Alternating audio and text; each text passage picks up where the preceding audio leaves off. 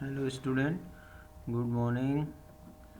Today I will start molecular orbital theory. In last video I completed hybridization, type of hybridization and formation of PCl5 molecule and formation of SF6 molecule. Okay, this way I completed two theories. One is the valence shell electron pair repulsion theory, whisper theory, and other valence bond theory. Now next and last theory is the molecular orbital theory. Okay.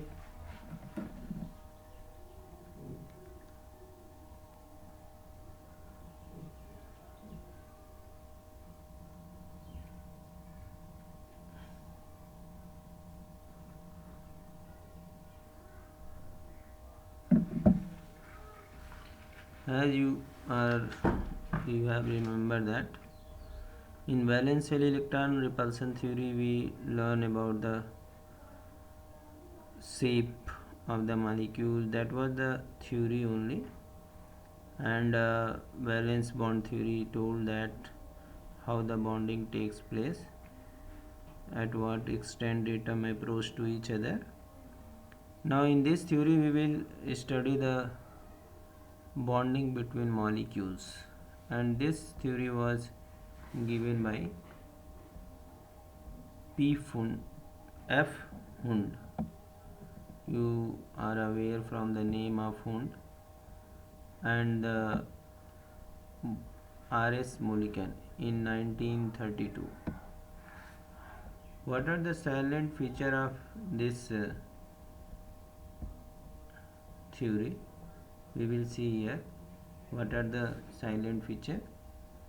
First one is the electron in a molecule are present in various molecular orbital. As we are studying about the molecule formation, how the molecule formation takes place, so various molecular orbitals, electrons are present in various molecular orbitals. Okay, and atomic orbitals are comparable energy proper symmetry combined to form the molecular orbital. Molecular orbital is formed by the combination of atomic orbital which have the same energy and proper symmetry. While an electron in an atomic orbital is influenced by one nucleus, okay, while in the molecular orbital it is influenced by two or more nuclei, okay, depending upon the number of atoms in the molecules. तो कहने का मतलब है बच्चों कि जो molecular orbital theory है, ये थ्योरी दिया था एफ हुंड ने ही जो है मल्टीप्लिसिटी का रूल दिया था। आर.एस. मोलिकन, जिन्होंने जो है charge on electron Millikan drop experiment पढ़ा होगा पहले सेकंड चैप्टर में, तो इसके कुछ साइलेंट फीचर्स दिए उन्होंने। कहा कि इलेक्ट्रॉन जो मॉलिक्यूल में होते हैं वो डिफरेंट मॉलिक्यूलर ऑर्बिटल में होते हैं, जैसे कि इलेक्ट्रॉन एटॉमिक ऑर्बिटल्स में होता है उसी तरह से मॉलिक्यूलर ऑर्बिटल्स होते हैं। Okay, the atomic orbital of comparable, जब भी यहाँ मॉलिक्यूल बनता है तो उसके लिए ज़रूरी है कि एटॉमिक ऑर्बिटल कंपेरेबल एनर्जी के होने चाहिए, उनकी एनर्जी लगभग बराबर होनी चाहिए और सिमेट्री भी प्रॉपर होनी चाहिए। अगर सिमेट्री प्रॉपर नहीं है और कंपेरेबल एनर्जी है तो भी मॉलिक्यूलर ऑर्बिटल नहीं बनेंगे। नेक्स्ट ये बताया कि इलेक्ट्रॉन जो एटॉमिक ऑर्बिटल में होते हैं उनके ऊपर केवल एक न्यूक्लियस का इफेक्ट होता है, मतलब किसी एक एटम के अंदर एक जो इलेक्ट्रॉन है, सपोज हम यहाँ पे देखते हैं, सपोज कि ये एक न्यूक्लियाई है, यहाँ पे जो है कि प्रोटॉन है और ये इसकी सेल है, ठीक है, ये इसकी सेल है। अब सपोज यहाँ पे केवल एक इलेक्ट्रॉन है, ये एक इलेक्ट्रॉन है और ये न्यूक्लियस है, तो इस एटम के ऊपर जो अट्रैक्शन फोर्स है इलेक्ट्रॉन के बीच में केवल इसी न्यूक्लियस का इफेक्ट पड़ेगा इसके ऊपर। लेकिन अगर कहीं मॉलिक्यूलर ऑर्बिटल की बात करते हैं तो दो ऑर्बिटल्स दो न्यूक्लियाई होगी वहाँ पे। सपोज एक न्यूक्लियाई ये है, इसके चारों तरफ ये सेल है, ठीक है, और एक दूसरा एटम है, दूसरा एटम है और ये उसकी सेल है। तो अब ये जो ये न्यूक्लियस है, ये न्यूक्लियस है, ओके, ये न्यूक्लियस है। अब यहाँ पे जो इलेक्ट्रॉन है, यहाँ पे जो इलेक्ट्रॉन है, ठीक है, और एक इलेक्ट्रॉन यहाँ पे सपोज। अब ये आपस में आते हैं, मॉलिक्यूल अगर बनाते हैं, मॉलिक्यूल बनाते हैं तो क्या होगा, इस न्यूक्लियस का इफेक्ट यहाँ भी होगा और इस न्यूक्लियस का इफेक्ट यहाँ भी होगा, ठीक है, और इस न्यूक्लियस का इफेक्ट इसके ऊपर भी होगा और इस न्यूक्लियस का इफेक्ट इसके ऊपर भी होगा, ठीक है। तो यहाँ पे हम एक इलेक्ट्रॉन के ऊपर दो न्यूक्लियस का इफेक्ट देख रहे हैं। अगर तीन ऐसा ट्राई मॉलिक्यूलर कंपाउंड अगर कोई होता है जैसे NH3 है, तो वहाँ पे 3 न्यूक्लियस का इफेक्ट होता है।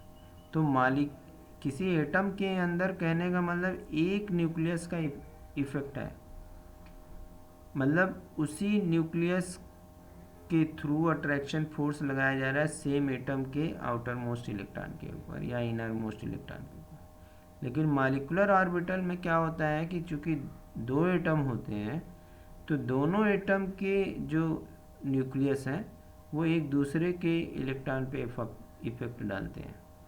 अपने से तो डालते ही अपने इलेक्ट्रॉन पे, लेकिन उन्हीं के इलेक्ट्रॉन पे दूसरे न्यूक्लियस का भी इफेक्ट होता है। तो इस तरह से जो एटॉमिक ऑर्बिटल है इस मोनोसेंट्रिक कह सकते हैं, एटॉमिक ऑर्बिटल को हम क्या कह सकते हैं, मोनोसेंट्रिक। और जो मॉलिक्यूलर ऑर्बिटल है उसे हम पॉलीसेंट्रिक कहते हैं, उसे क्या कहते हैं, पॉलीसेंट्रिक कहते हैं। तो ये 3 पॉइंट हो गए। अब नेक्स्ट हम 4th पॉइंट पे आते हैं। 4th पॉइंट क्या है, number of molecular orbital formed is equal to number of combining atomic orbitals, okay, means when 2 atomic orbital combine then 2 molecular orbitals are formed. One is known as bonding molecular orbital and while other is known as anti-bonding molecular orbital, okay. Next one, 5th point is the bonding molecular orbitals has a lower energy and hence greater stability then corresponding to the anti-bonding molecular orbital. They have higher energy and less stable, okay. And next one is the just as the electron probability distribution around the nucleus of an atom given by an atomic orbital, electron probability distribution around the group of nuclei in a molecule given by molecular orbital, okay. ये 3 point पहले समझ लेते हैं। इसमें कहा यह गया है कि जो नंबर ऑफ मॉलिक्यूलर ऑर्बिटल उतना ही होता है जितने एटॉमिक ऑर्बिटल पार्टिसिपेट करते हैं बॉन्डिंग में।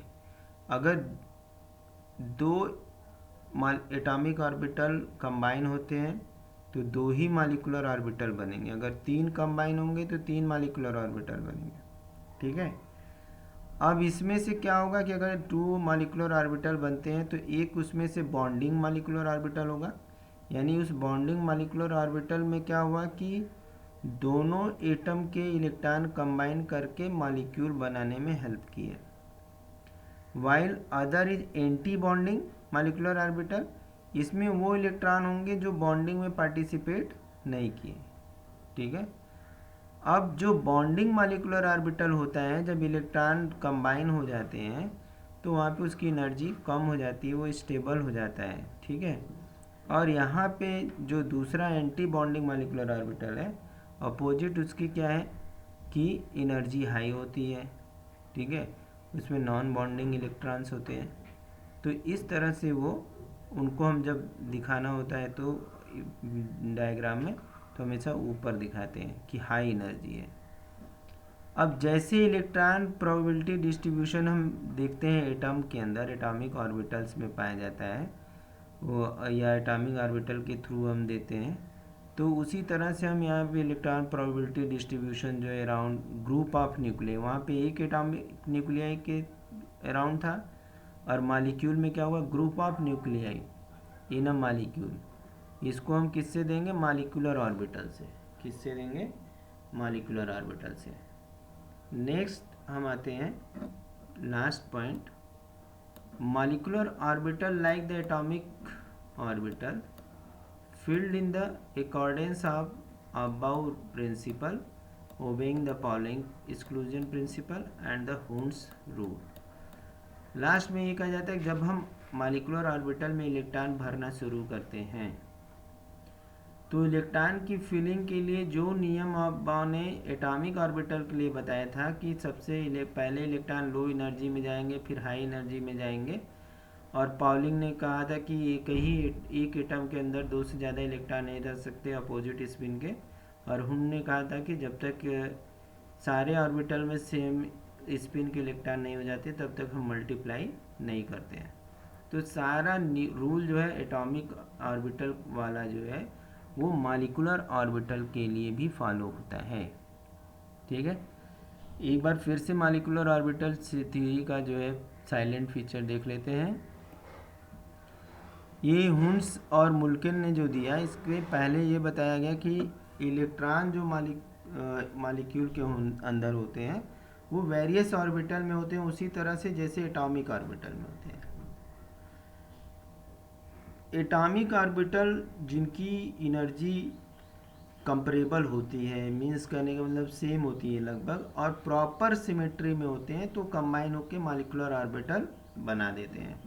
ये हो गया हमारा दूसरा पॉइंट।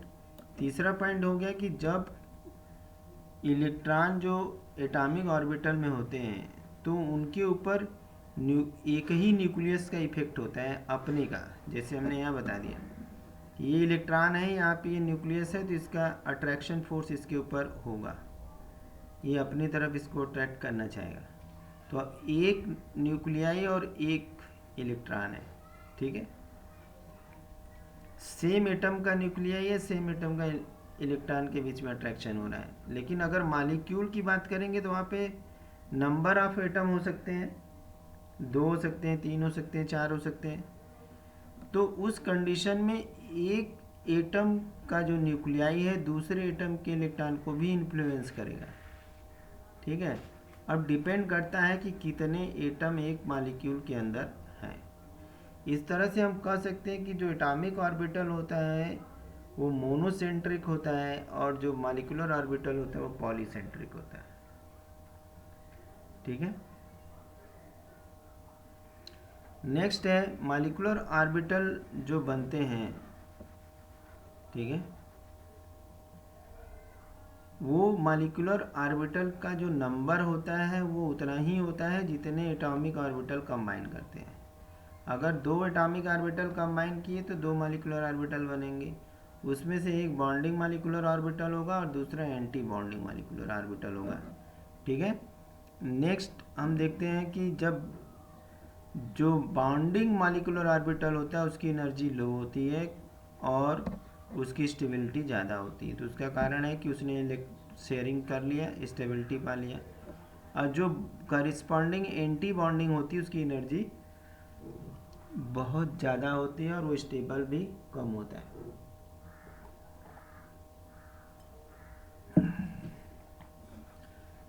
नेक्स्ट हम आते हैं कि जैसे इलेक्ट्रॉन की प्रोबेबिलिटी डिस्ट्रीब्यूशन जो है न्यूक्लियस के चारों तरफ किसी एटम के अंदर होता है एटम, जो कि हम एटॉमिक ऑर्बिटल से देते हैं, एटॉमिक ऑर्बिटल के थ्रू डिस्ट्रीब्यूशन को शो करते हैं। वैसे ही इलेक्ट्रॉन प्रोबेबिलिटी डिस्ट्रीब्यूशन जो होता है अराउंड न्यूक्लियाई होता है इन ए मॉलिक्यूल के अंदर, और वो भी हम मॉलिक्यूलर ऑर्बिटल के थ्रू देते हैं। सारा कहने का मतलब है कि सब कुछ एटॉमिक ऑर्बिटल से मिलता जुलता है, बस यहाँ पे मॉलिक्यूल आ गया तो मॉलिक्यूलर ऑर्बिटल हम यूज़ कर लिए। लास्ट में ये कि अब इलेक्ट्रॉन का डिस्ट्रीब्यूशन होता है, इलेक्ट्रॉन की फीलिंग होती है मॉलिक्यूलर ऑर्बिटल में, उसके लिए हम वही रूल फॉलो करते हैं जो एटॉमिक ऑर्बिटल्स में लगता है। कौन कौन से हैं? 3 रूल हैं। एक तो अबाव प्रिंसिपल है। इस अबाव प्रिंसिपल में बताया गया था कि इलेक्ट्रॉन की जब हम फीलिंग करते हैं तो लो एनर्जी लेवल से शुरू करते हैं। पहले लो एनर्जी लेवल में इलेक्ट्रॉन जाता है, फिर उससे हायर, फिर उससे हायर, फिर उससे हायर में जाता है। और पाउलिंग एक्सक्लूजन प्रिंसिपल कहता है कि जब भी किसी एटॉमिक ऑर्बिटल में इलेक्ट्रॉन होंगे तो 2 ही होंगे, 2 से ज़्यादा नहीं हो सकते हैं, और अपोजिट स्पिन के होंगे। तो उसी तरह से मॉलिक्यूलर ऑर्बिटल में भी 2 ही इलेक्ट्रॉन होंगे, दोनों अपोजिट स्पिन के होंगे। और हुन्स का रूल ये था कि जब भी इलेक्ट्रॉन की फीलिंग करते तो इस बात का ध्यान रखते हैं कि सारे ऑर्बिटल में जब तक एक एक इलेक्ट्रॉन नहीं हो जाते हैं तब तक हम मल्टीप्लाई नहीं करते। जब सारे इलेक्ट्रॉन सेम एनर्जी के सेम डायरेक्शन में भर जाते हैं तब हम रिपीटेशन ऑफ इलेक्ट्रॉन करते हैं। तो ये हमारा silent feature of molecular orbital theory हो गया, जिसे ध्यान में रखना है, ये क्वेश्चन आते भी हैं। अब हम ये देखेंगे कि किस तरह से मॉलिक्यूलर ऑर्बिटल फॉर्मेशन होता है। इसके लिए थोड़ा सा श्रोडिंगर वेव इक्वेशन का हेल्प लिया गया है, उसके बेस पे जो है कि इसको बनाया गया है, डिनोट किया गया है, जो कि हम लोग सेकंड चैप्टर में पढ़े हैं। वेव मैकेनिक्स के हिसाब से अगर देखें, according to wave mechanics, okay, atomic orbital can be expressed by the wave function, this is known as psi, which represent the amplitude of an electron wave। Amplitude बताता है। और एम्पलीट्यूड क्या होता है तो सबको पता है कि जब वेव ट्रांसमिशन होता है, वाइब्रेशन होता है, तो वाइब्रेटिंग पार्टिकल अपने मेन पोजीशन से एक साइड में जितना मैक्सिमम वाइब्रेशन करते हैं या डिस्टेंस कवर करते हैं वो एम्पलीट्यूड होता है। तो यहाँ पे जो वेव फंक्शन है उसको हम साई से दिखाते हैं। एटॉमिक ऑर्बिटल के केस में हम लोगों ने ऐसा पढ़ा था, ठीक है। और इसको हमें कैसे, these are obtain from the solution of Schrodinger wave equation, Schrodinger wave equation से मिला था। लेकिन किसी सिस्टम के थ्रू इसे हम नहीं कर सकते। It can not be solve for any system containing more than 1 electron, okay. अगर किसी के अंदर ढेर सारे इलेक्ट्रॉन हैं तो उसके लिए काम नहीं कर सकता है, या उससे हम इसको सॉल्व नहीं कर सकते। मॉलिक्यूलर ऑर्बिटल जहाँ पे एक इलेक्ट्रॉन होती है, wave functions of the molecules are difficult to obtain directly from the solution of Schrodinger wave। Schrodinger wave equation से हम किसी मॉलिक्यूल के लिए कैलकुलेशन नहीं कर सकते हैं, एटॉमिक के लिए तो कर सकते हैं। इस प्रॉब्लम को सॉल्व करने के लिए अप्रॉक्सीमेट मेथड अपनाया गया है। अप्रॉक्सीमेट मतलब लगभग मेथड अपनाया गया, जिसको हम कहते हैं linear combination of atomic orbital, LCAO। तो कहने का मतलब है कि श्रोडिंगर वेव इक्वेशन से जो सॉल्यूशन है वो मॉलिक्यूलर ऑर्बिटल के लिए नहीं आता है, बहुत प्रॉब्लम होती है, डिफ़िकल्ट होता है। जो 1 इलेक्ट्रॉन वेव फंक्शन होता है वो मॉलिक्यूल्स के लिए बहुत डिफ़िकल्ट होता है डायरेक्ट पता करना, जो है कि श्रोडिंगर वेव इक्वेशन से। तो इस समस्या के समाधान के लिए जो एक अप्रॉक्सीमेट का मेथड लगाया गया, जिसको हम linear combination of the atomic orbitals कहते हैं, ठीक है। अब ये क्या है, इसमें किस तरह से हम कॉम्बिनेशन करेंगे। एक हमने डाई एटॉमिक एग्जाम्पल ले लिया है, होमोन्यूक्लियर होमोन्यूक्लियर के बारे में याद होगा कि हमने पहले ही बताया है, जैसे H2 N2 O2 F2 Cl2 Br2 I2, ये सब होमोन्यूक्लियर है। हाइड्रोजन मालिक्यूल लेते हैं और ये मान लेते हैं कि consider molecule consisting of 2 atom, A B 2 atom है यहाँ पे। Each hydrogen atom in the ground state सब है, एक एक इलेक्ट्रॉन सबके पास है 1s ऑर्बिटल में। और एटॉमिक ऑर्बिटल जो इनका होता है may be represented by the wave function. अब इसको हम एटॉमिक ऑर्बिटल को psi A and psi B से रिप्रेजेंट कर देते हैं।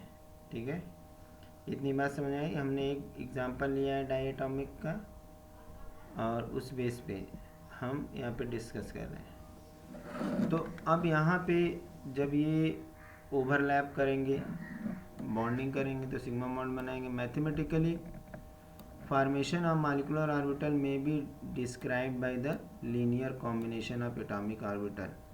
ठीक है, इसमें हम एडिशन और सब्सट्रैक्शन रूल ले लेते हैं, दो रूल लेते हैं, एक एडिशन का और एक सब्सट्रैक्शन का ले लेते हैं। तो अब उस कंडीशन में जो एटॉमिक ऑर्बिटल्स हैं उनको हम इस तरह से शो कर सकते हैं। यहाँ पे देखिए ये मॉलिक्यूलर ऑर्बिटल है, ये मॉलिक्यूलर ऑर्बिटल को शो कर रहा है, एटॉमिक ऑर्बिटल को शो कर रहा है प्लस माइनस। ओके, तो यहाँ पे एडिशन हो रहा है प्लस के लिए, माइनस के लिए यहाँ पे सब्सट्रैक्शन हो रहा है। तो अभी हमने बॉन्डिंग एंटी बॉन्डिंग ऑर्बिटल की बात कही थी, तो यहाँ पे दो मॉलिक्यूलर ऑर्बिटल बन जाते हैं। एक तो ये बॉन्डिंग मॉलिक्यूलर ऑर्बिटल है, यहाँ पे इसको हमने क्या दिखाया, साई ए प्लस साई बी, इसकी एनर्जी लो होती है। ये एंटी बॉन्डिंग है, एंटी बॉन्डिंग ऑर्बिटल है, इसको साई ए माइनस साई बी कर देते हैं, तो इनकी एनर्जी बहुत ज़्यादा है। तो ये दो ऑर्बिटल होते हैं। सिग्मा बॉन्ड फॉर्मेशन जो होता है, ठीक है, उसको हम कहते हैं, जहाँ पे केवल सिग्मा दिखाई दे रहा है, ये वाला जो दिखाई दे रहा है यहाँ पे, इसको हम कहते हैं bonding molecular orbital, BMO, BMO।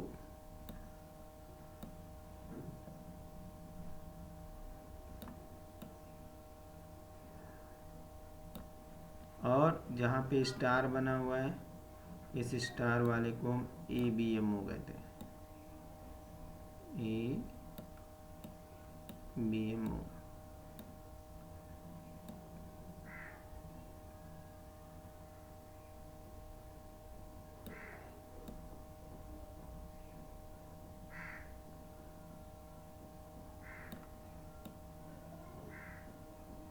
इसको ABMO कहते हैं, एंटी बॉन्डिंग मॉलिक्यूलर ऑर्बिटल। यहाँ पे साइन माइनस है, यहाँ साइन प्लस है, इसको हम ध्यान में रखेंगे। ठीक है,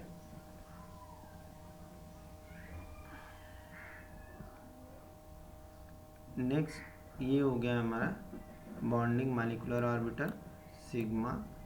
okay, and sigma star is the anti bonding molecular orbital. Okay, अब इस चीज़ को हम यहाँ पे देख सकते हैं,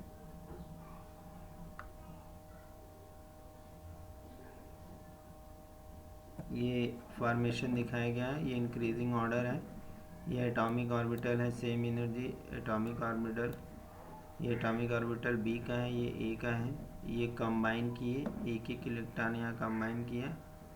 ठीक है, अब कंबाइन करने के बाद ये इलेक्ट्रॉन नहीं बचे, ये ब्लैंक पड़ा हुआ है। तो यहाँ पे एंटी बॉन्डिंग मॉलिक्यूलर ऑर्बिटल है, ये एंटी बॉन्डिंग मॉलिक्यूलर ऑर्बिटल की एनर्जी बहुत हायर है, हाई एनर्जी एटॉमिक ऑर्बिटल है, किसी भी एटॉमिक ऑर्बिटल से ज़्यादा एनर्जी है। और ये बॉन्डिंग मॉलिक्यूलर ऑर्बिटल है जिसकी एनर्जी लो है और एटॉमिक ऑर्बिटल से भी कम है। ये एनर्जी लेवल को बता रहा है कि ये यहाँ पे एटॉमिक ऑर्बिटल है, ये मॉलिक्यूलर ऑर्बिटल है बॉन्डिंग वाला, और यहाँ पे एंटी बॉन्डिंग है। तो यहाँ पे हम देख रहे हैं एंटी बॉन्डिंग की एनर्जी ज़्यादा है और यहाँ मॉलिक्यूलर ऑर्बिटल की एनर्जी क्या है, कम है। तो इस तरह से हम एटॉमिक ऑर्बिटल लेकर के उसको हम डायग्राम दिखा सकते हैं। इस तरह के क्वेश्चन आते भी हैं, डायग्राम बनाना होता है। तो डायग्राम बनाने के लिए हमें कुछ बातों को ध्यान में रखना पड़ता है। ठीक है, हम जैसे कि फिजिक्स में पढ़ते हैं, फॉर्मेशन ऑफ जो मॉलिक्यूलर ऑर्बिटल होते हैं उसको हम कंस्ट्रक्टिव और डिस्ट्रक्टिव इंटरफेरेंस से समझ सकते हैं। ठीक है, फिजिक्स में है ये टर्म कंस्ट्रक्टिव और destructive interference of the electron wave of the combining atom. Okay, bonding जो मॉलिक्यूलर ऑर्बिटल का फॉर्मेशन होता है, ठीक है, बॉन्डिंग मॉलिक्यूलर ऑर्बिटल का जो फॉर्मेशन होता है, तो two electron waves of the bonding molecular orbital reinforce each other due to the constructive interference. Okay, while in the formation of anti-bonding orbital molecular orbital electron wave cancel each other, electron wave cancel each other to destructive interference। इसमें क्या होता है, anti bonding molecular orbital में जो electron waves होती हैं एक दूसरे को कैंसिल आउट कर देती हैं अगर सेम जैसे डायरेक्शन में होगी, और जो एंटी बॉन्ड जो बॉन्डिंग है उसमें क्या होती हैं, रेनफोर्स करती हैं, डिफरेंट डायरेक्शन में एक दूसरे से मीट करती हैं। ठीक है, तो वैसे ही जैसे डिस्ट्रक्टिव इंटरफेरेंस होता है, कंस्ट्रक्टिव इंटरफेरेंस होता है। अब ऐसे कंडीशन में जो डेंसिटी इलेक्ट्रॉन की होती है, electron density in bonding molecular orbital located between the nuclei of the bonding atoms because of which the repulsion between the nuclei is very less। अब यहाँ पे रिपल्सन बहुत कम होता है, स्टेबल बन जाता है, जबकि एंटी बॉन्डिंग में इसके अपोजिट हो जाता है, जस्ट अपोजिट हो जाता है। इलेक्ट्रॉन डेंसिटी जो होती है located away from the space हो जाती है बिटवीन द न्यूक्लियाई। ओके, तो इस तरह से हम यहाँ पे देखते हैं इनफैक्ट क्या होता है, there is a nodal plane जहाँ पे इलेक्ट्रॉन जीरो होता है between the nuclei and hence the repulsion between the nuclei is high. यहाँ पे जो एंटी बॉन्डिंग के केस में क्या होता है, अपोजिट जो हो जाता है, electron density away from the space हो जाती है, तो वो रिपल्सन के कारण होती है, जो दो न्यूक्लियाई आपस में रिपल्सन करने लगते हैं।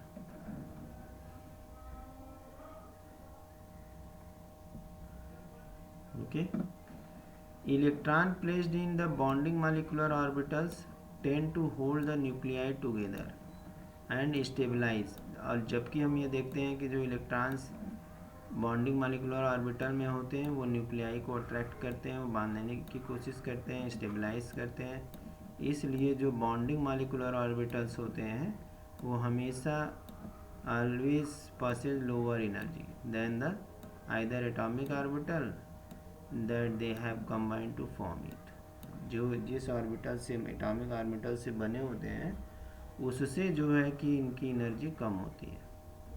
ओके, जबकि हम अगर बात करते हैं इलेक्ट्रॉन जो एंटी बॉन्डिंग में होते हैं ऑर्बिटल में, वो डीस्टेबलाइज करते हैं मॉलिक्यूल को। ऐसा जो क्यों होता है, क्योंकि दो एटम की न्यूक्लियाई के बीच म्यूचुअल रिपल्सन होने लगता है electron of the these orbitals form then the attraction, जहाँ पे हम मॉलिक्यूलर ऑर्बिटल में देते हैं अट्रैक्शन होता है, यहाँ पे रिपल्सन होने लगता है, और इसकी वजह से एनर्जी क्या होती है, एंटी बॉन्डिंग की बढ़ जाती है। ठीक है, अब सारी बात कहने का मतलब ये है कि जो बॉन्डिंग मॉलिक्यूलर ऑर्बिटल होते हैं वो कंस्ट्रक्टिव इंटरफेरेंस शो कर सकते हैं, कह सकते हैं, और जो एंटी बॉन्डिंग होते हैं वो डिस्ट्रक्टिव करते हैं। वहाँ पे कारण है कि जो इलेक्ट्रॉन डेंसिटी जो मॉलिक्यूलर ऑर्बिटल में होती है वो इन बिटवीन स्पेस होती है, तो अट्रैक्शन काज होता है, और जो एंटी बॉन्डिंग होते हैं उसमें रिपल्सन दो न्यूक्लियाई क्योंकि सामने आ जाती हैं, और जो इलेक्ट्रॉन डेंसिटी होती है अवे फ्रॉम द न्यूक्लियस हो जाता है, तो दो एटम की न्यूक्लियाई के बीच में रिपल्सन होने लगता है क्योंकि वहाँ कोई इलेक्ट्रॉन नहीं है। जबकि अपोजिट इसमें क्या होता है, जो बॉन्डिंग ऑर्बिटल होता है मॉलिक्यूलर ऑर्बिटल, उसमें न्यूक्लियाई के बीच में इलेक्ट्रॉन होते हैं। ठीक है, तो इसकी वजह से जो बॉन्डिंग मॉलिक्यूलर ऑर्बिटल होता है उसकी एनर्जी कम होती है। ठीक है, और जबकि हम एंटी बॉन्डिंग की देखते हैं तो वहाँ रिपल्सन के कारण उसकी एनर्जी हाई होती है। ठीक है, अब नेक्स्ट हम यहाँ पे देखेंगे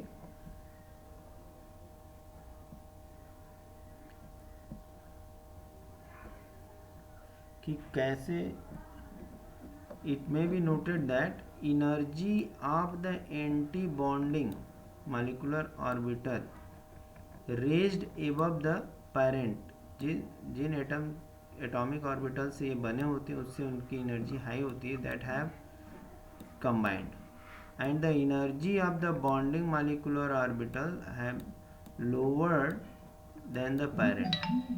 Total energy of the two molecular orbitals have remaining the same. तो कहने का मतलब है कि दोनों ऑर्बिटल ओरिजिनल ऑर्बिटल से अगर देखा जाए तो एंटी बॉन्डिंग ऑर्बिटल की एनर्जी हाई होती है, उसको हम ऊपर दिखाते हैं अगर रिप्रेजेंट करना होता है, और जो बॉन्डिंग मॉलिक्यूलर ऑर्बिटल होता है उसकी लो होती है। अब क्या कंडीशन है फॉर द कॉम्बिनेशन, ठीक है।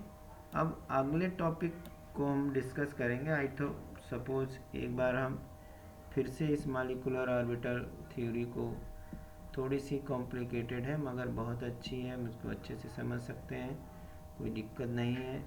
जो भी मॉलिक्यूलर ऑर्बिटल अगर हम देखते हैं क्वालिटेटिव स्टडी करते हैं, मॉलिक्यूलर ऑर्बिटल बनते हैं, उसको हमको समझने के लिए सबसे अच्छा है कि कंस्ट्रक्टिव और डिस्ट्रक्टिव इंटरफेरेंस को अगर जाने तो अच्छा होगा। तो वहाँ पे हम इलेक्ट्रॉन वेव किस तरह से कंबाइन करती है अकॉर्डिंग टू कंस्ट्रक्टिव और डिस्ट्रक्टिव इंटरफेरेंस, ओके, तो हम बहुत अच्छे से उसको समझ सकते हैं। और जो ये formation of bonding molecular orbital होता है तो ये कंस्ट्रक्टिव इंटरफेरेंस को शो करता है, और जबकि एंटी बॉन्डिंग मॉलिक्यूलर ऑर्बिटल्स में डिस्ट्रक्टिव इंटरफेरेंस को शो करता है। इसमें होता ही है कि जो इलेक्ट्रॉन डेंसिटी, जो बॉन्डिंग मॉलिक्यूलर ऑर्बिटल होता है उसमें इलेक्ट्रॉन की डेंसिटी जो होती है वो लोकेट हो जाती है दो न्यूक्लियाई के बीच में, दो बॉन्डेड एटम की न्यूक्लियाई के बीच में आने की वजह से अट्रैक्शन होता है, ठीक है। और कह सकते हैं कि रिपल्शन न्यूक्लियाई के बीच में बहुत कम होता है, और जबकि हम देखते हैं एंटी बॉन्डिंग मॉलिक्यूलर ऑर्बिटल में इलेक्ट्रॉन डेंसिटी जो होती है न्यूक्लियाई के से अवे होती है, तो जो स्पेस दोनों न्यूक्लियाई के बीच में होता है उसकी वजह से वहाँ पे नोडल प्लेन जीरो पाया जाता है। नोडल प्लेन वो होता है जहाँ पे इलेक्ट्रॉन की डेंसिटी जीरो होती है, तो वहाँ पे रिपल्सन होता है दो न्यूक्लियाई के बीच में, और रिपल्सन होने की वजह से जो एंटी बॉन्डिंग ऑर्बिटल्स होते हैं वो अवे थोड़ा उनकी एनर्जी हाई हो जाती है, दूर चले जाते हैं। और जबकि ये क्या होता है कि जो बॉन्डिंग मॉलिक्यूलर ऑर्बिटल होता है उसके इलेक्ट्रॉन चूँकि न्यूक्लियाई के बीच में होते हैं तो एक अट्रैक्शन बनाते हैं, स्टेबिलिटी बनाते हैं, जिससे दोनों न्यूक्लियाई अट्रैक्ट होकर एक जगह पड़े रहते हैं। जबकि एंटी बॉन्डिंग में इसके अपोजिट होता है, डीस्टेबलाइज करता है मॉलिक्यूल को, क्योंकि म्यूचुअल रिपल्सन होने लगता है। क्यों? इलेक्ट्रॉन जो होते हैं वो तो बाहर चले जाते हैं, न्यूक्लियाई दोनों सामने हो जाते हैं, ठीक है।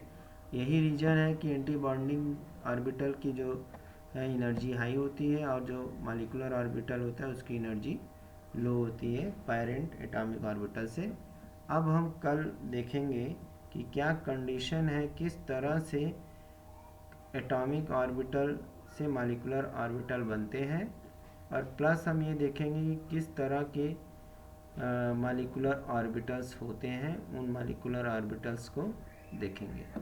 Thank you for watching video.